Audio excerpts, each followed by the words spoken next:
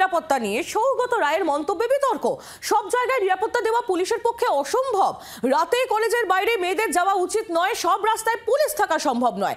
ঘটনা হয়ে যাওয়ার পর পুলিশ ব্যবস্থা নিতে পারে। দুর্গাপুরে গণধর্ষণ কাণ্ডের প্রেক্ষিতে এমনই মন্তব্য তৃণমূল সাংসদ সৌগত রায়ের।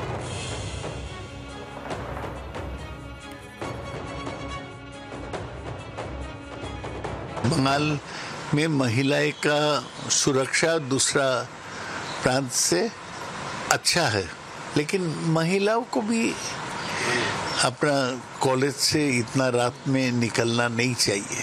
थोड़ा पुलिस तो हर जगह पहरा नहीं दे सकते है, तो इसको थोड़ा सावधान होना चाहिए लोगों को।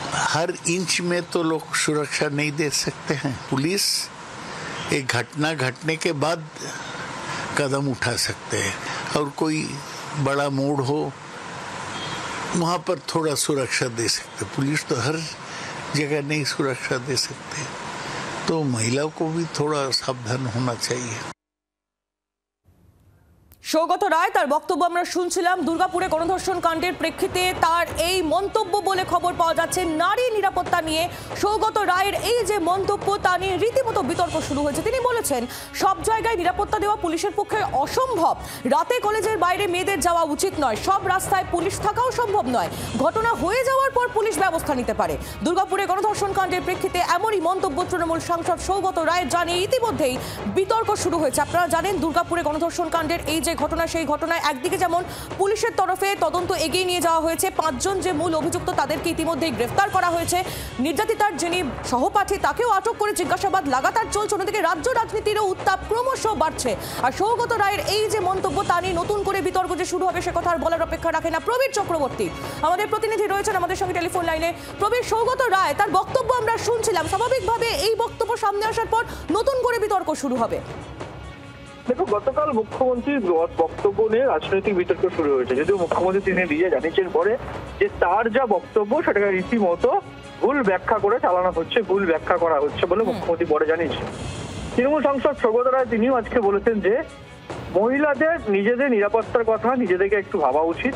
কলেজ থেকে রাত বিরতি বেরিয়ে যাওয়া উচিত নয়, কারণ পুলিশ কোনো ঘটনা ঘটলে পুলিশ তার স্ট্রং অ্যাকশন নিতে পারে, কিন্তু সমস্ত জায়গায় পুলিশ রাখা সম্ভব নয় বা পুলিশ থাকা সম্ভব নয়।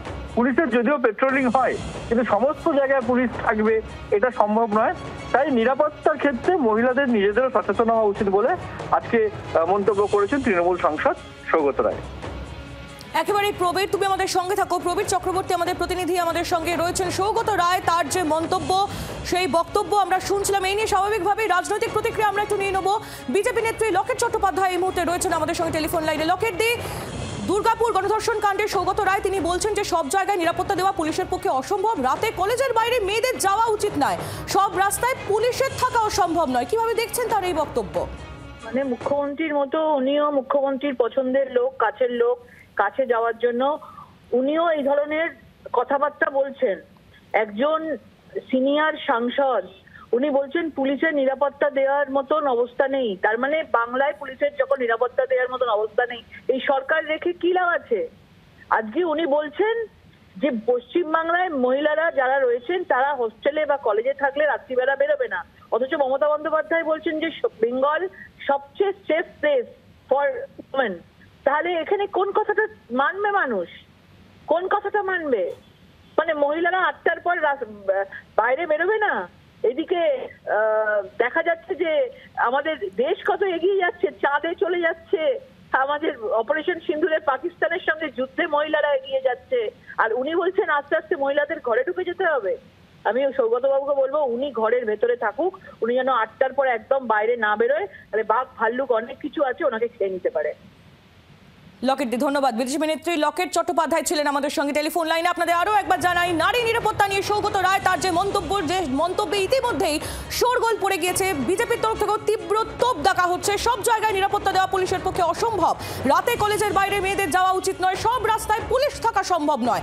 ঘটনা হয়ে যাওয়ার পর পুলিশ ব্যবস্থা নিতে পারে। দুর্গাপুরে গণধর্ষণ কাণ্ডের প্রেক্ষিতে এমনই মন্তব্য তৃণমূল সাংসদ সৌগত রায়ের।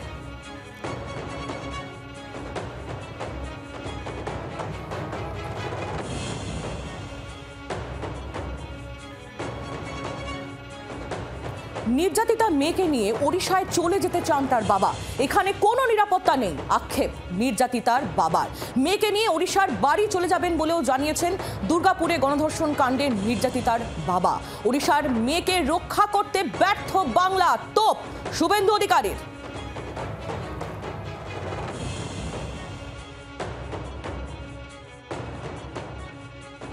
কঠোর থেকে শাস্তি পাক, আমার মেয়েকে ন্যায় মেলা দরকার।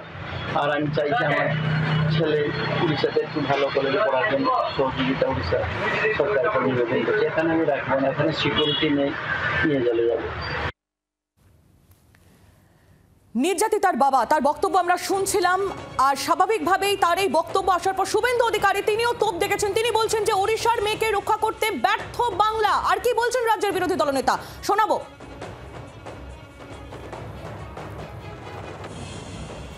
আমরা 80 লক্ষ টাকা ক্যাপিটেশন ফি দিয়ে ভর্তি করিয়েছি আইকিউ সিটিতে। আমরা আমার মেয়েকে এখানে রাখবো না, মেয়ের ভবিষ্যৎ কি হবে। মেয়ে সেকেন্ড ইয়ারের স্টুডেন্ট।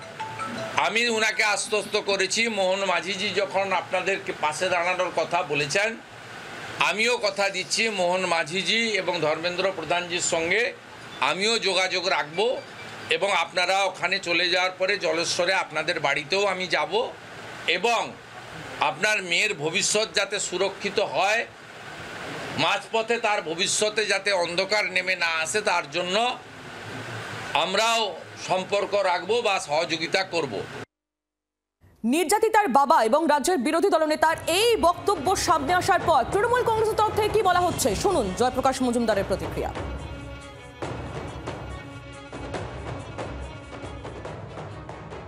মিলে ঝুলে বক্তব্য রেখেছেন। উড়িষ্যার থেকে এসছেন বাবা মা, উড়িষ্যায় ডবল ইঞ্জিন সরকার। তিনি যখন প্রথম এখানে পাঠিয়েছিলেন তখন উড়িষ্যায় কেন পড়াননি? এখন আজকে বলছেন নিরাপত্তা নেই। গতকালই জেনেছি আমরা ত্রিপুরা আর একটা ডবল ইঞ্জিন সরকার, 14 মাসের শিশুকে রেপ করে মৃত্যুবরণ করতে হয়েছে সেই মেয়ের। ইউপির ঘটনা দেখেছেন, সেখানে কিভাবে রেপ করা হয়েছে। তাহলে এই ভদ্রলোককে বলতে হবে যে ভারতবর্ষের অন্য রাজ্যের তেও কোনো সুরক্ষা নেই, নারী সুরক্ষা। সব থেকে বড় কথা, উড়িষ্যায় কতগুলো রেপ হয়েছে, সি বিচের ওপর, রাস্তার ওপর, ক্রমাগত একটার পর একটা ধর্ষণ হয়েছে। তিনি জানেন না সেটা? বাংলার আওয়াজ, বাঙালির আবেগ, জি 24 ঘন্টা।